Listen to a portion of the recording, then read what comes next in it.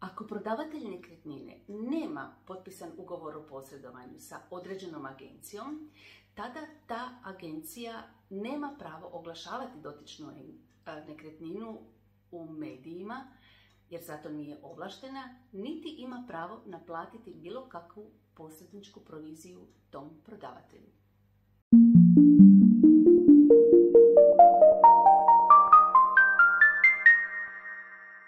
Ako je agencija ustanovila da nekretnina ima svu potrebnu dokumentaciju, tada se pristupa potpisivanju dokumenta koji se zove ugovor o posredovanju.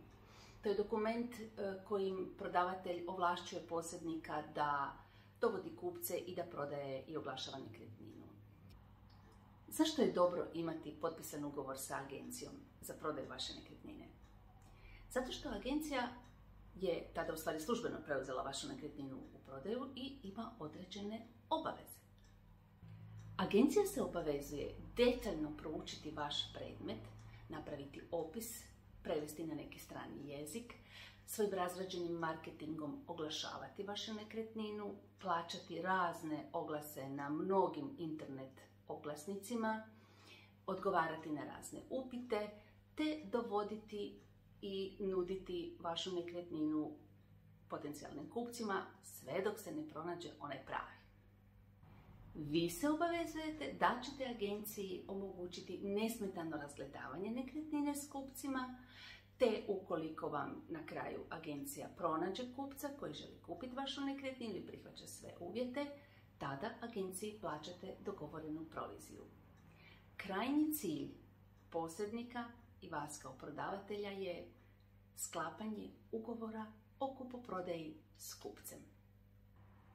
Također je važno da se izjasnite agenciji da li želite ekskluzivan, isključivi ugovor o posredovanju ili običan, klasičan ugovor i tražite da vam se objasni razlika. Koji god ugovor potpisujete, pregledajte sve točke i pitajte agenciju ako nešto niste razumjeli.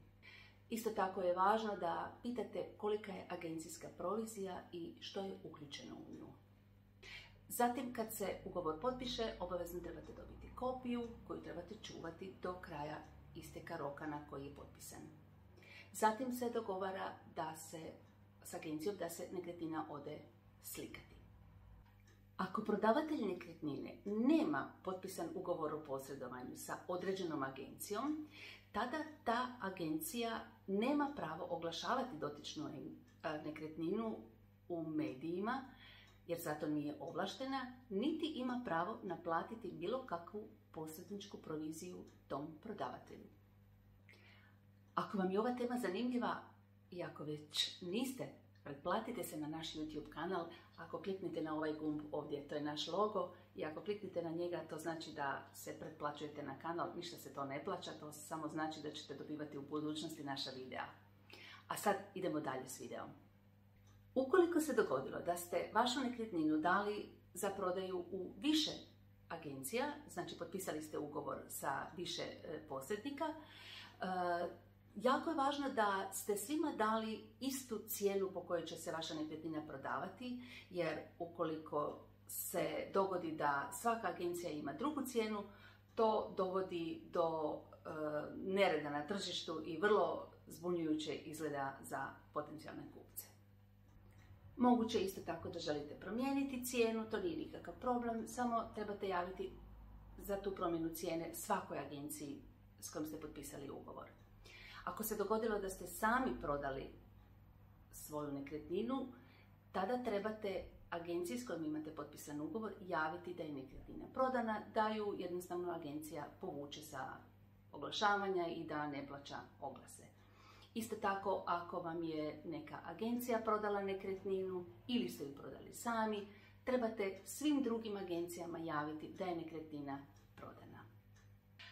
Ako se dogodi da imate vašu nekretninu u više agencija i ako se dogodi da određena agencija smatra da vam treba naplatiti proviziju, vi svakako provjerite da li s tom agencijom imate ugovor o posredovanju potpisan uopće i da li važi u trenutku prodaje te nekretnine. Ako nemate potpisan ugovor o posredovanju s tom agencijom, ne plaćate posredničku proviziju. Svaka agencija vodi evidenciju o klijentima koji idu gledati svaku nekretninu.